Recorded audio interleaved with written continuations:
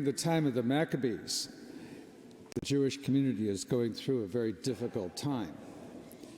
It's about a few hundred years before Christ, and they've been taken over by the Greeks. And of course, what do the Greeks do? They bring their faith, their religion with them. So they start to build temples and build gymnasiums, which is very much part of the Greek culture. Well, of course, the Jewish people would have been forbidden. The men would be forbidden to have gone to the gymnasium, and of course, they only worship one God, whereas the Greeks worship many gods. But the king was very adamant that everybody should follow his rule.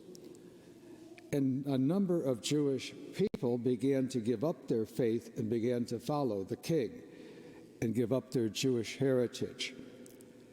But there was one mother who had 7 sons who were arrested, and each of them was killed because they refused to give up their faith. Finally, the youngest, the 7th son, says, "Mom, basically, what do you want me to do? You've lost all your other sons." And she said, "I will not give up my faith." And of course, what does the son do? He turns to the officials and said, "Be done with it," and he's executed. And of course, she's left a widow, which has other implications in this story. Sometimes, many times, in times of trouble and stress, people go different ways. We're experiencing, not in our churches, some of the same issues.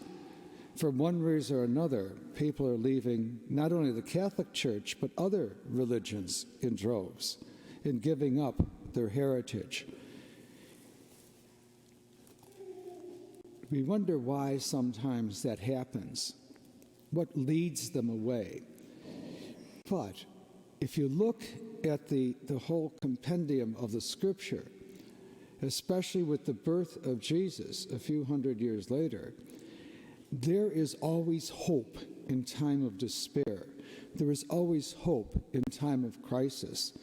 And one of the things that you learn from the Gospels, we all learn from the Gospels, is that no matter what happens to us in life, Jesus is constantly inviting us home. We've lost a lot of people for many reasons, some of them good, some of them maybe not so good, but that's not for us to judge. But the whole idea is that we should keep the door open and let people know that no matter what has happened to them in their lives, the Spirit of God is with us, will not abandon us, and when the time comes, we say, "Welcome home." And if they never come home again, we wish them well, that they will stay close to God in one way or another. Through the history of humanity, there have been troubles, but mostly there's also been times of joy. Let us focus on the times of joy and pray for those who are troubled. Thank you for joining us for the celebration of the Mass today. It's a blessing that you are with us.